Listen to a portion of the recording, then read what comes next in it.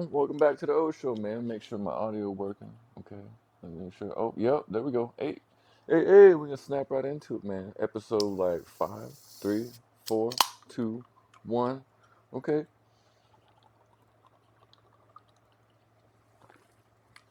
And so I was thinking, make sure I'm up square in the frame. What am I trying to do with all this, man? You know what I mean? Got the cameras, the lights, action.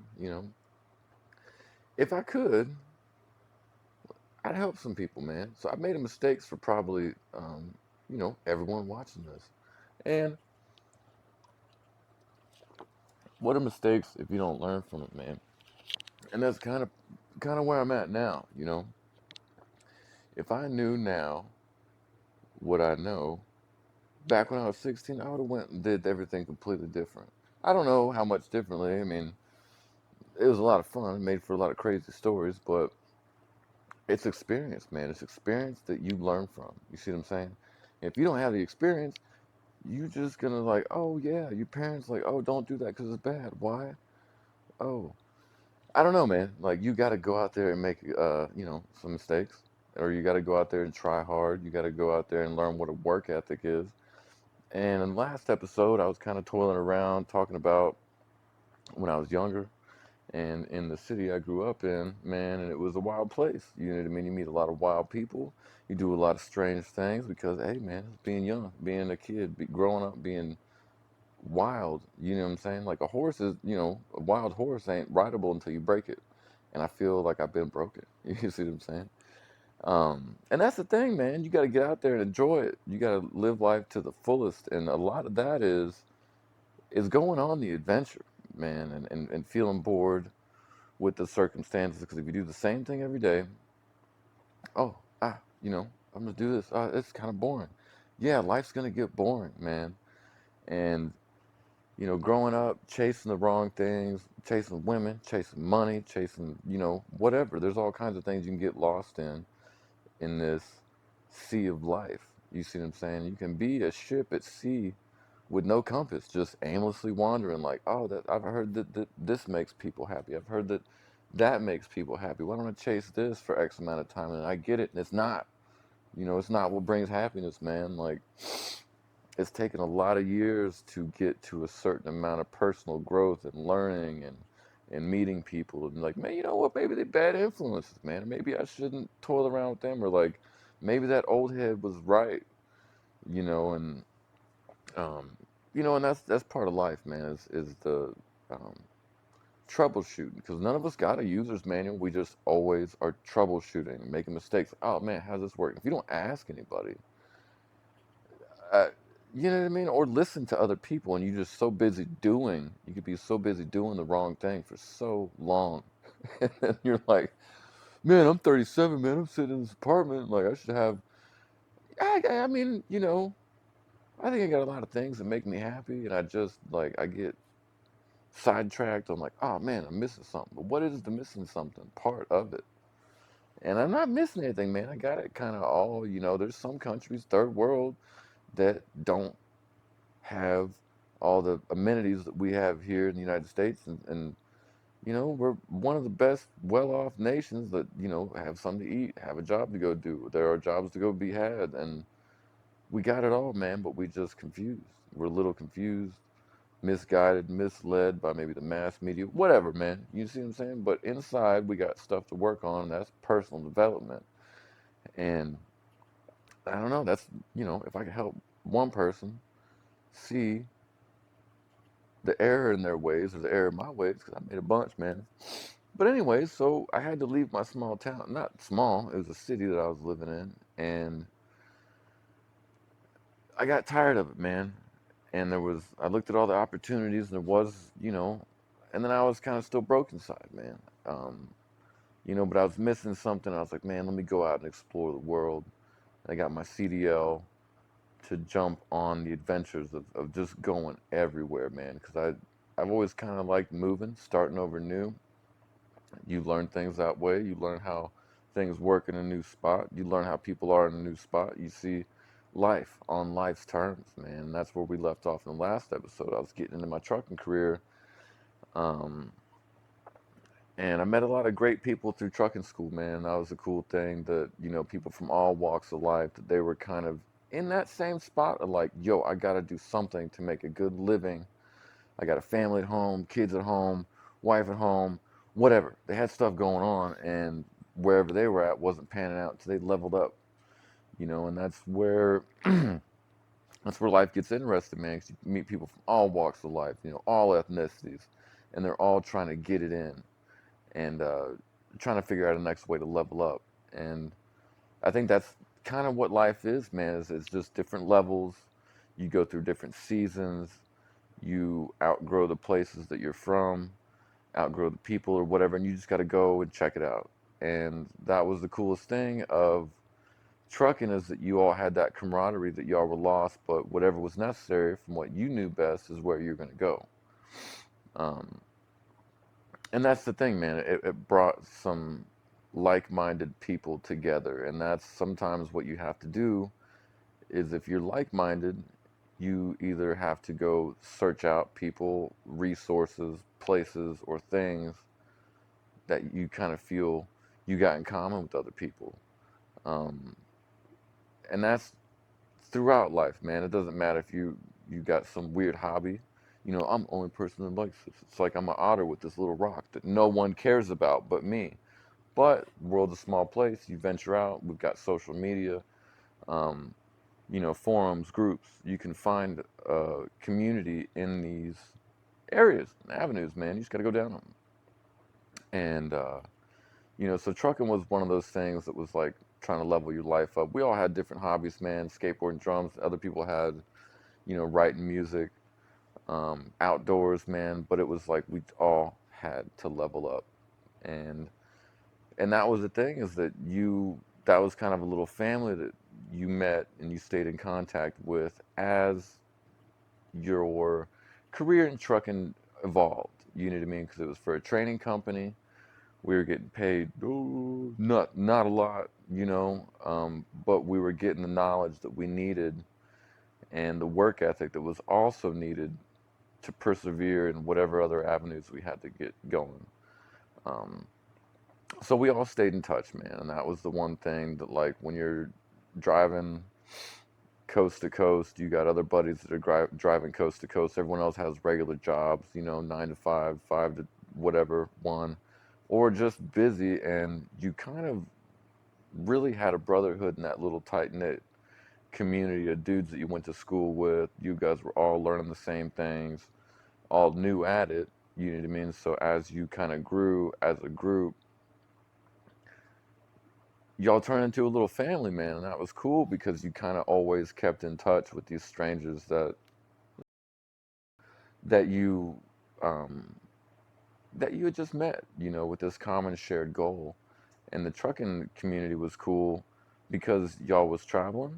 You had to go and live the life of some sailors, man. You going from coast to coast, you going from truck stop to truck stop, port to port, shipper to receiver, and it was one of those things that, I don't know, man. I wouldn't trade that experience for anything, because it was like a summer camp for a bunch of people that were trying to get their lives together. And man, a lot of great stories, and just chilling with other people, all walks of life, all different spots, and getting the glory of being Greyhound bused to wherever you were going. And if you've ever been on a Greyhound bus, um, man, go do it. Take a short trip that takes you twice as long as it would take you to walk there, man. The Greyhound bus, that's an experience in itself. Yeah, go take some Greyhound bus rides if you've ever taken a plane. Um, I don't know. It does not compare. If you've taken a plane, it's kind of like, oh man, this is not. You get to man, go do it. Okay, don't take my word for it. Okay, I don't want to ruin a Greyhound bus experience for anyone. But you will have a lot in common with other people who have taken Greyhound buses. Smash out, just from the bus stops to the long, lengthy rides to the layovers to the everything.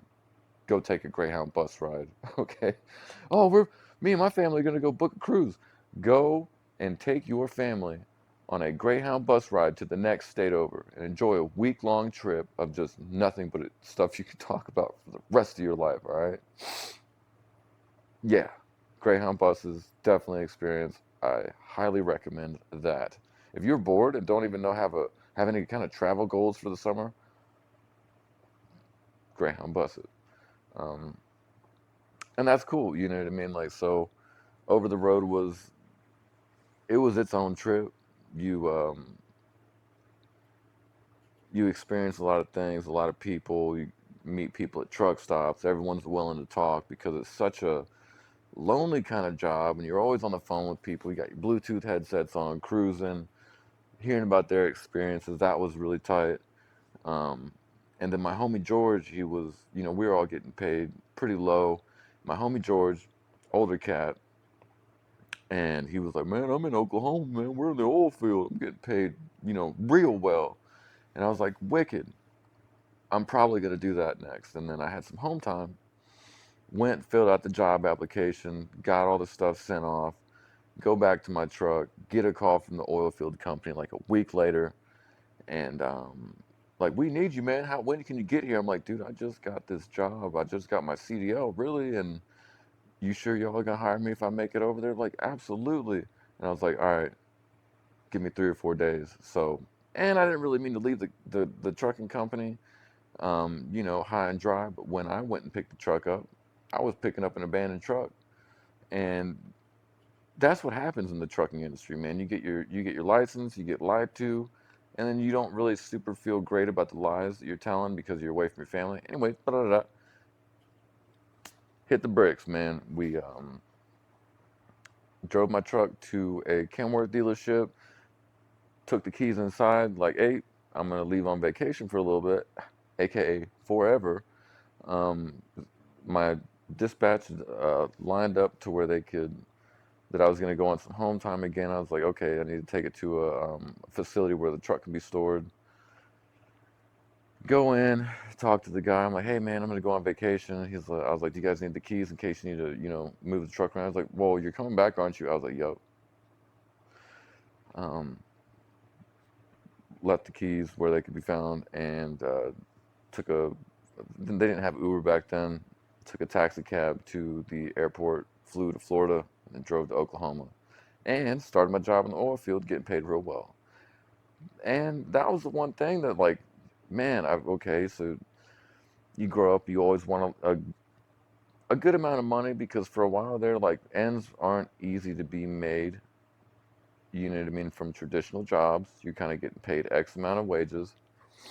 Friday comes, oh man, payday. It's like winning the lottery. Not a lot of lottery, and you kind of go through it a little bit, and then you're like, "Oh man, when's when's next Friday gonna get here?" Usually it's like 7 days later, and you're waiting on money.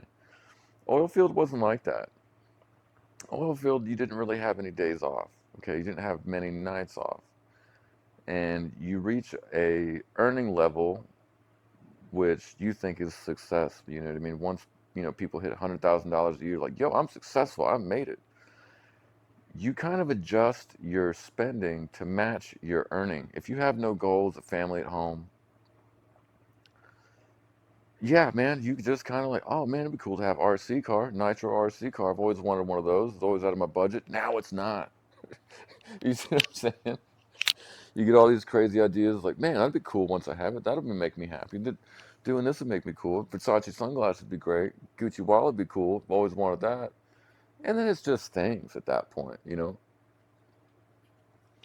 I had no bills. I had a phone bill, insurance, gas, but I was never able to go anywhere because it was like you get to a point where you're working 80 to 100 hours a week. I don't know if anyone's done that. I mean, there's some people here that have done it. Like, yeah, you're just always at work, man, taking naps on the clock when you can get it. But it's allowed because a good amount of the oil field, if you're on the trucking side, paid to wait, baby. And that's what's up. Because when you're in overtime, you're already making like $25 an hour.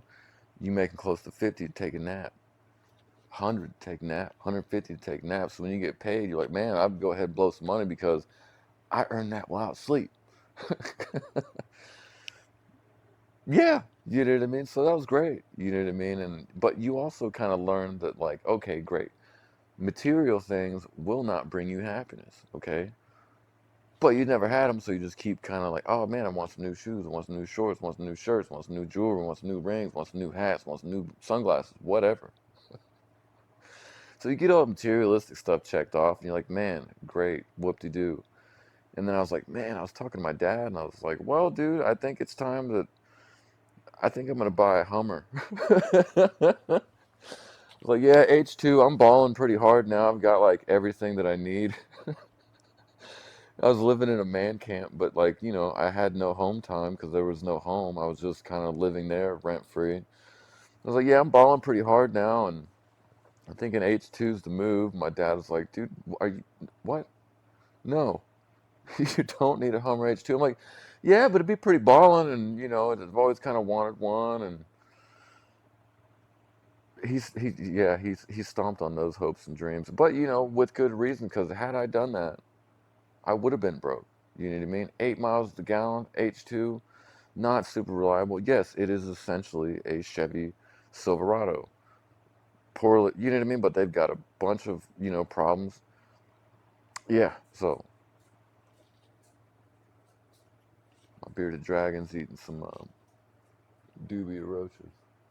I don't know if you can hear that, but I don't know. I got my microphone figured out so I don't have as much background noise. Um, yeah, so I didn't buy the H2. That was great.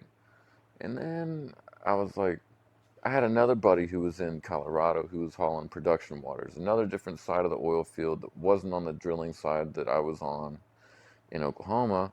And it was even less work for more money and naps, paid naps, and that was pretty awesome. I had one buddy, I was like, yo, you sure you can get me hired on? He said, yup. Went there, got hired on, bang, bang, got my own truck. That was wicked, okay? In that job, you pull up to a production site where it's already got the tank batteries going on it. You're hauling production water off. Some nights you would get there, the well wasn't producing a lot of water, so you'd meet up with the guy who would say, "Hey, man, it's producing slow. We need you here, but we're not gonna need you until maybe 6, 7 hours. So go ahead and take a nap, do whatever you want to do, and when we get a load, we'll call you." True, about that life, okay. Oil field, awesome. Paid well, on time, easy work at times, grueling work at times, around the clock, no days off. It's tight. All right. That was, I've worked a lot of different jobs, um, you know, restaurant, car detailing. You did some retail stuff, you did some food service stuff, you did some cashier stuff. Oil fields where it's at, right? If it's jumping, oil field, highly recommend that too because man, it's an experience. And depending on what you're doing, you learn a lot, and the more that you learn in this life, things just get easier. It makes more sense. Like you cannot put a value on a substantial amount of knowledge. You can't put a value on it. It's going to take you some time to accumulate it, but the more knowledge you have, the life gets easier. Smash out. And a lack of knowledge, it will be harder if you don't know about taxes or like laws and you end up breaking stuff and not paying them. You're going to learn the hard way. And the hard way is not fun. So learn as much as you can. Oh, I went to school and learning was hard. Yeah, until you continue and continue, it starts to get easier and things start clicking. Okay, that's that's a big part of life too is learning and learn as much as you can. It is boring, but start off with the things that interest you a lot, and it'll be easier. But anyways, enough about that. So it gets to a point where the trucks start breaking down. You're sharing a truck with your buddy. He goes home for home time, and then loads start getting sporadic. Days of work start getting sporadic. And when you're not working and you're living out of the back of a semi truck, also at this point, I still had no home. You see what I'm saying? And you just start shopping. You start going and going to different restaurants. You start eating at different restaurants every single meal because I'm not one of those guys. I'm gonna get a hot plate, cook ramen in my truck, or that feels like I don't know, dudes making pizzas out of ramen noodles in jail. You see what I'm saying? Like I was like, go ahead, I got the money. I don't, yeah, I go eat at. all these different restaurants, man, and then try to, I don't know, it's lonely. So you're like, well, I'll go here. I'll talk to the bar staff. I have a couple drinks, chill, go walk over here, go walk over here. Might go tanning, might go to the mall. And that's the thing, man. It's just you kind of get to where you spending a lot of money and you think, oh man, that's great. It's not. It's fun. And, you get to taste a lot of different tastes. I was going checking out sushi restaurants. I didn't have any female company, man. I was just kind of like a, not loner, but I was just always like so busy, and it wasn't like, hey, ladies, you want to come back to my truck? Because that is not really. You can't. I guess you can do it. I had buddies in trucking school that they was always. I don't know. Different story for different times.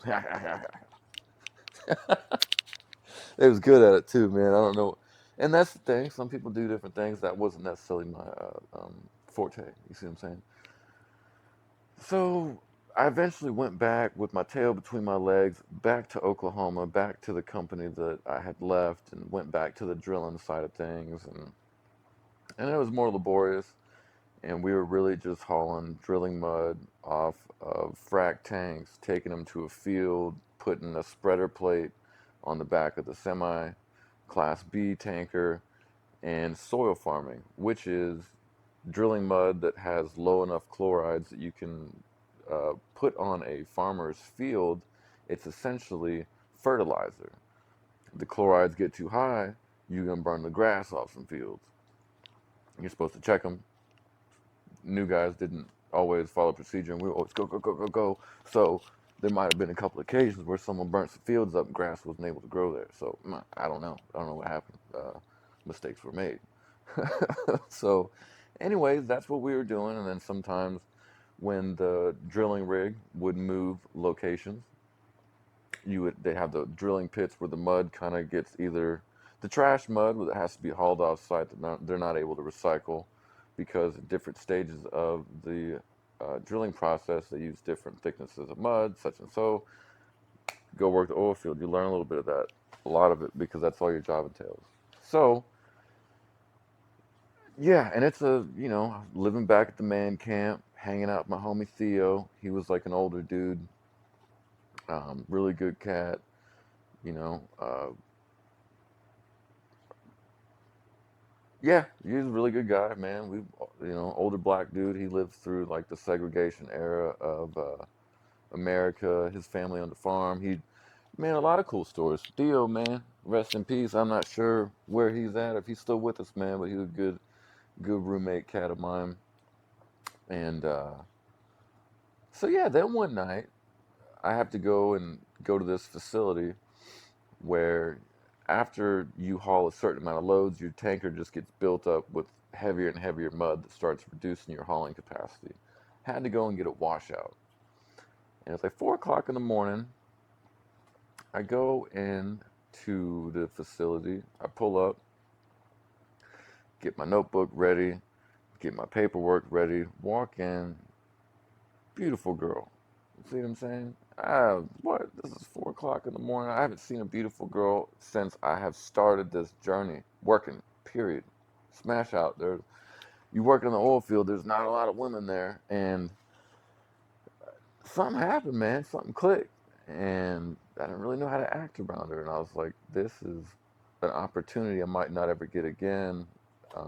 But don't creep her out. Don't be weird. And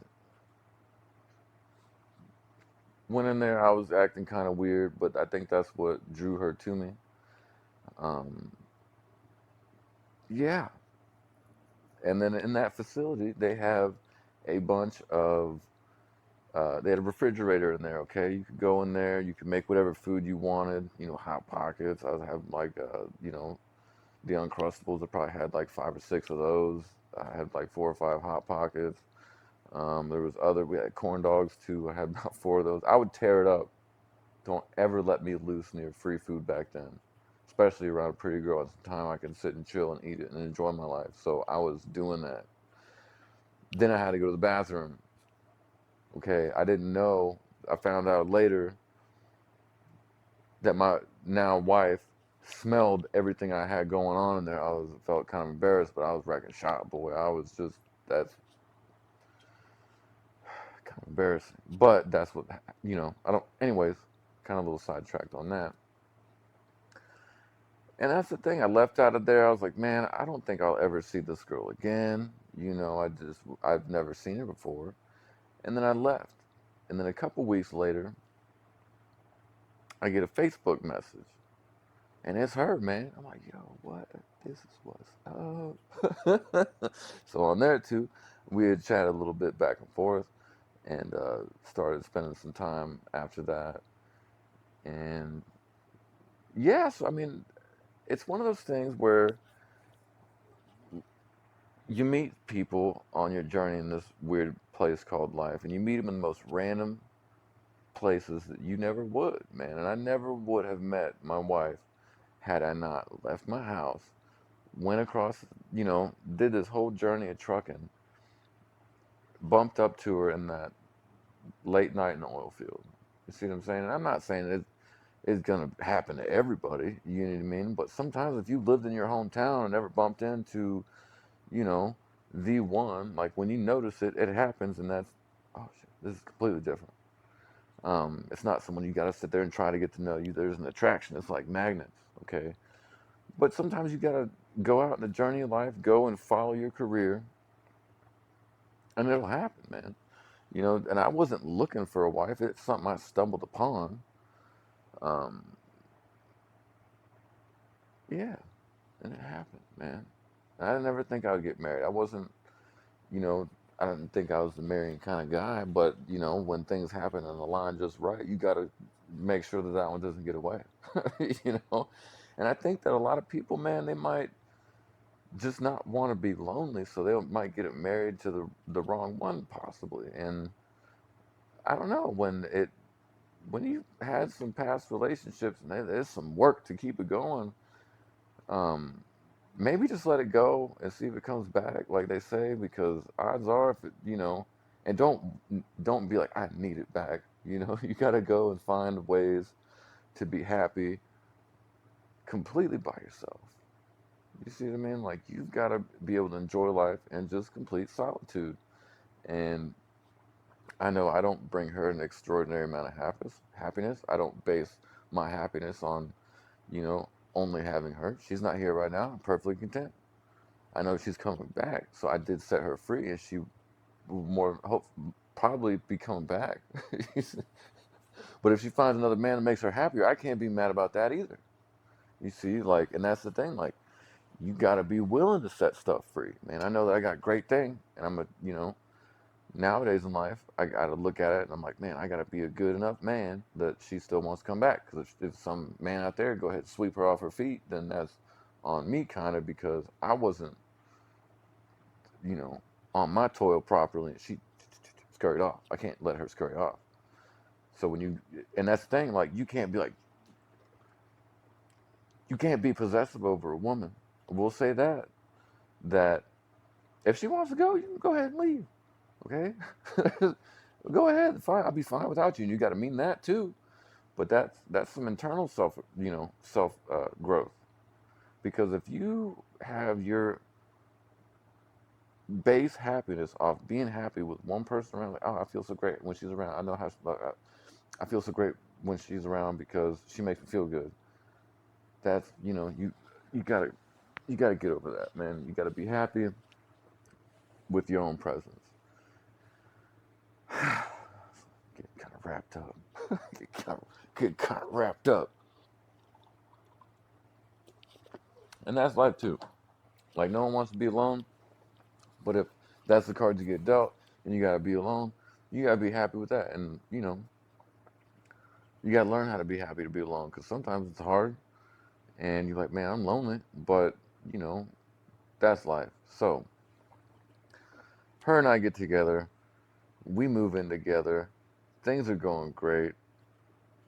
Yeah, things are going cool. I never had really a woman, and not many people do. That it's just seamless, man. And it's not like I'm trying to be. Um, you can't fake it until you make it with a woman or a relationship. You either have to be made for the relationship, and or it doesn't work out, or you know what I mean. It's one of those things. It's finding an awesome woman is like being a CEO at a good company, right? And so like a lot of people want to find a good woman or they want to be a CEO at a good company, but if you haven't had a bunch of like fast food jobs or retail work, you got to have a lot of experience and knowledge that when you see a good woman, you can recognize it and be like, yo, I got to level myself up. See what I'm saying? Like, that's one of those things that it just takes knowledge. You and you got to recognize certain things. So you kind of do have to go through a lot of relationships, a lot of bad relationships. Well, not bad. Everything's a learning experience. You see, and that's the thing. You got to have your heart broken or what you think is heartbreak, and learn that, oh man, I can be happy. I can be happy without this person being here because it's gonna happen, right? You can, oh, I want to get married to my high school sweetheart. Won't happen most of the time. Sometimes it will, you know. Sometimes it will. Sometimes, most times it won't. Sometimes you get married and that be a divorce. And that's the thing. Like, as you, in this life, it's a you learn. And some people learn at different rates than others. And so, especially when it comes to a relationship, man, there's friends you'll have fall out, and that's just like women too. Like, sometimes she'll learn that she can do better than you, and you might not be good, but it's hard to sit there and look at me and be like, I'm not too good right now. You know what I mean? So she can go ahead and find someone better, or mistakes might happen, and then it's like, yo, we're not doing this anymore because that, mm-mm. You know what I mean? You made a mistake, or I made a mistake, and we must part ways. Um, and that's the thing, man. Like, no one wants to be alone, but sometimes being alone is where you learn the most. And that's how it works, like, yeah, some people can be together for a long time and it worked really great until some people grow apart. And that's the thing too, that like you got to have that kind of respect that if someone's like learning and the other one isn't learning and stays the same, sometimes people change, man. That's part of life. That's exactly what life is meant for. I am not the same person I was 20 years ago. And that's a great thing. You know what I mean? Because I wouldn't even be alive. You see what I'm saying? If I was the same person 20 years ago. That's mistakes. And that's learning from mistakes and learning the hard way and taking them very seriously because I'm never going to make that mistake again. You have to learn. And that's the thing. Like, that's part of life, man. And the trucking thing, it was cool. Did the oil field and had a great woman that stuck with me through that. She also worked in the oil field, so she knew how the schedule was. That worked great. And guess what? They quit drilling. Okay, so then that company shut down. And then I moved to another company, and once again, the rigs start stacking out, the rig count starts going down, so you service less rigs naturally. And then I got hooked up. My boss, he put me on salary. We weren't working very often, but it didn't matter. I'm getting salary, baby. I'll go to the rig whenever you need me. Sit at home, do nothing, wait for a call. That kind of got old. And then we rigs stacked out. There was no work. Um, but I was lucky enough that the company also had like a mother company that was in Oklahoma City. We're an environmental disposal or environmental cleanup company. That kind of works. We still service some oil field stuff. We did a lot of highway spills, um, soil remediation. Whenever chemicals get in the dirt's got to get removed. A lot of non-hazardous material jobs that we were on. There'd be lightning strikes that would hit power plants. You'd have a lot of wastewater removal. So it was kind of all over the place, man. And that was unique in itself because it was emergency response work. Still 80 to 90 to 100 hours work week sometimes. And then you kind of, I don't know, after 5 years, 5 or 6 years in the oil field, and a couple years doing the Oklahoma City environmental response, you get wore out. you kind of burn the candle at both ends. You're not really getting a lot of sleep. Um, and that's the thing, you start kind of going crazy a little bit. That mixed with a little bit of drinking, a lot of drinking, kind of, not a lot, but drinking on your time off, really kind of leads to an unhealthy mindset. And you kind of, things start getting chaotic, man, and you just like, you got to take a break. Um, and that's where I decided to go. I was like, I needed a break. I'd almost gotten robbed at gunpoint for my car in Oklahoma City at like 3 in the morning at a gas station. Why was I? You know what I mean? Yeah. So that was kind of one of those turning points where I was like, man, maybe I should start looking at other places. And I'd always heard about living in a small town. It's like, oh, Americana, that's, kind of go and check that out a little bit. And then before that too, I'd like went and wanted to do some work on my car, have more upgrades done to it. I was making good money, and I was able to kind of afford that. And I was like, man, I get some suspension work done on it. I'll get some coilovers. Um, but I didn't have any time to do it myself. Eventually paid, what is it? Can't remember. I paid this shop that was down there. I paid him a deposit and never got any word back from 'em. I paid the deposit for the parts up front. When they came in, I was going to pay for the labor after it was done. Bang, bang, bang. And always kind of wanted, yeah, I wanted to be a mechanic, or I wanted to learn the process of it. And I kind of took that as a sign that I needed to go do that next. And so I'd kind of gotten robbed from my deposit. The dude eventually lost the business right after he took my deposit. And so I kind of felt robbed, mad enough to where I was like, yo, $1,500 is just gone. And then you can't just like, I don't know, I didn't want to go to jail anymore. So I was like, I can't just go. You want to do a lot of things at that point when you're, 1,500 bucks in the hole and lied to and all this other stuff. But, you grow and have to go the legal route to get all this stuff, all the whatever money you can back. And then you have to eventually just take a hit and be mad enough to where like, man, I'm going to quit trucking and I'm going to go be a mechanic. And that was kind of one of those turning points in life where you're like, well, once you have your Class A license, you can. It's like the perfect plan B. So if anything kind of goes awry, go jump back in a truck. It's once you're good at it, you know how to do it. It's a pretty solid backup plan. So I was like, well, I could take a little bit of time, move to a smaller town, go be an apprentice to be a mechanic, work my way up into that, and see maybe if I want to do that for a living. Move to a small town, take up an apprentice job. Long story short, nope. Like I was making good money as a trucker. I probably should have stuck to that. But what do you learn once you kind of go through over the road oil field environmental response? You kind of done all the routes on that, and then I was like, I want to go back to like a 8 to 5 kind of job. Let's see what a schedule looks like again. Have some, pretty consistent time with my wife. Was a mechanic for 6 years.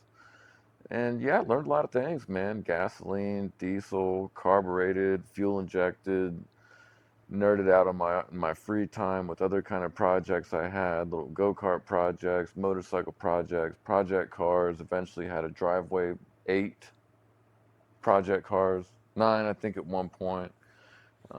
Started trading and selling on marketplace, and thought I was gonna have dreams of being a a car dealer, and it's just not the place. The Midwest. I mean, people do it, and the people that are doing it well. And I didn't really care to invest that much time and money into it. But that's the thing. When you jump into something head first, being a mechanic, learning about the salvage industry, learning about a whole slew of things, man, you got to shoot for your dreams, or your goals, and then wear it out. Wear it out. Be like, man, I now have the knowledge to work on my own cars, to repair them, to modify them, to upgrade them, to tune them, to do everything I want to do with cars. And I had to go and do the mechanic thing and just check that off the list. You know what I mean? And it's a goal that's now gone down the river. I wanted to achieve it, done. And now I don't even want to work on vehicles. I like riding bikes and skateboards more. Why? Because the chances of them breaking are less. They take a lot less to repair. They're cheaper, so you can have multiple ones. If I break a skateboard, grab another one. Break a bike, grab another one. Repair it on a rainy day. So I don't know. And I don't know. I wanted to have a custom car. Grew up in the era of Pimp My Ride and Fast and Furious, and I think that ultimately it is you know, it's kind of what everyone wants to do. Put a system in it, lower it or not, or raise it, modify it, soup it up, tune it, make it sound good, exhaust, do the whole nine, man. Customize the interior. And then it's like, okay, once you've done it, what do you do? I mean, you get it, you can go to, you know, car meets, car shows, and be one upped by everyone there. You know what I mean? Because someone's always got something cooler. You can kick it with the car enthusiast community, but I don't know. You just kind of you ride that until the wheels fall off, and you look at, I don't know, on the East Coast, in the city, you have European car enthusiasts, and that's kind of where my cup of tea is. And there's not many people that drink it out here, and until I move, can I go and kick it with that enthusiast community again, or talk cars that I actually like doing. I mean, in the Midwest, when I was a mechanic, I was working on a lot of domestic vehicles, pickups, trucks, or the same thing. Um, and it's kind of, everyone wants to have a project car, and when your work was working on their dream cars, I don't care to talk about work or, LS swaps and old Chevy trucks, or, you know what I mean?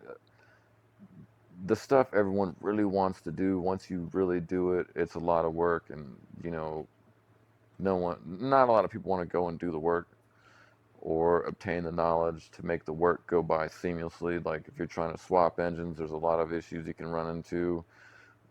Nuts and bolts wise, you can swap an engine, it be pretty cut and dry if you have the right. There's a lot of different things, a lot of different things you can learn or not learn and find out the hard way when you're in the middle of doing it. So another bag of worms that it just kind of gets old too. So, you know, and then you kind of feel trapped in a small town. I did. You do the same thing day in and day out. It's not easy work. There's always a new challenge that's going to arise. There's always something new that you haven't dealt with before.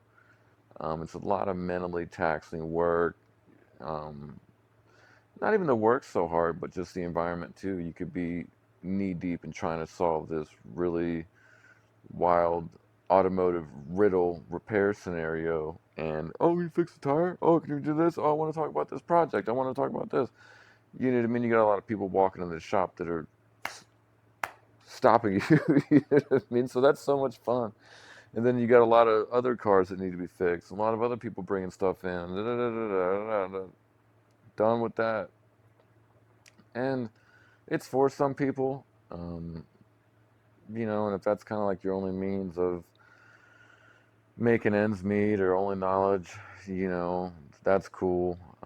But essentially, that gets old too, and you start looking at, less mentally taxing work and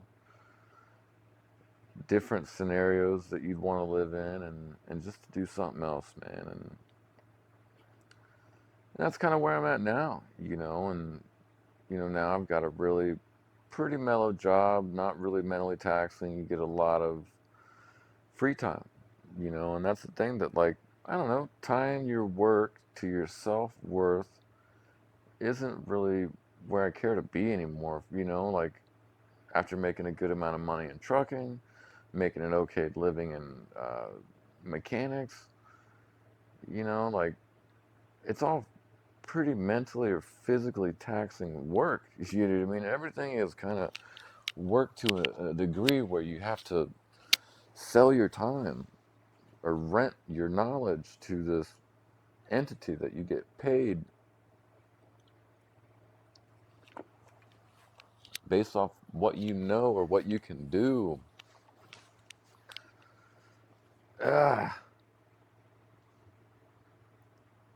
So you try to find like the, higher paying, least tedious, I guess I wouldn't say monotonous, pretty monotonous, you do the same thing over and over. But I mean, you give yourself a job that you can do, make a living, and give yourself a good amount of free RAM, so to say, in your mental CPU where you can learn in your spare time. You can think in your spare time. Yeah, learning and thinking is probably the best thing if you're, I don't know, in a job, like there's some jobs I'd go to all through growing up where you would be utilizing 100% of your mental and physical, being for low wages, bro. And for what? You know what I mean? To just be exhausted and, you know, get distracted when you get home with God knows what, man. Video games, women, partying, whatever, mechanicking, and just work yourself into a constant state of exhaustion. For what? You're in a hamster wheel that you will never get out of unless you find a way to get out of it. You know what I mean? And that is going to involve learning in your free time, learning while you're at work. Oh, that's just kind of part of it, man. And yeah. So here we are now, and my goals now, work, go to work, come home, work on my stand-up comedy routine, which I'm going to be doing here soon, using the podcast media to, I don't know, man, keep my brain in a rhythmic sort of flow that I'm not constantly stopping to think or look down at a script to perform well on stage while doing stand-up comedy. And it's not that I care to be excellent at it, but I know that, I don't know, man. I thought work was going to bring happiness and enjoyment and fulfillment. It does not. Side projects are the way to fulfillment, I guess. I don't know. To have goals that you still want to achieve, things that people have told you you'd be good at. So why don't you try that? Well, I don't know. I got a lot of, yeah, I would like to try that, but I think I got a lot of things inside I need to work on. And once you start working on them and overcoming them and achieving them, that goal might seem a little more within reach. So, yeah, that's what this is all about. And kind of, I don't know, trying to do something and continually learn, grow, and get better in the process. Because that's life. You see what I'm saying? And I don't know, to get better at life, yeah, I think we're going to just try to get better at life. And that's where we're going to stop this episode because now we're all caught up on the life story kind of deal. And now I can have different episodes. So, holla at your boy. Instagram, Oliver Gowan. Facebook, Oliver Gowan. YouTube, Oliver Gowan. And now we have this joint. Goodbye.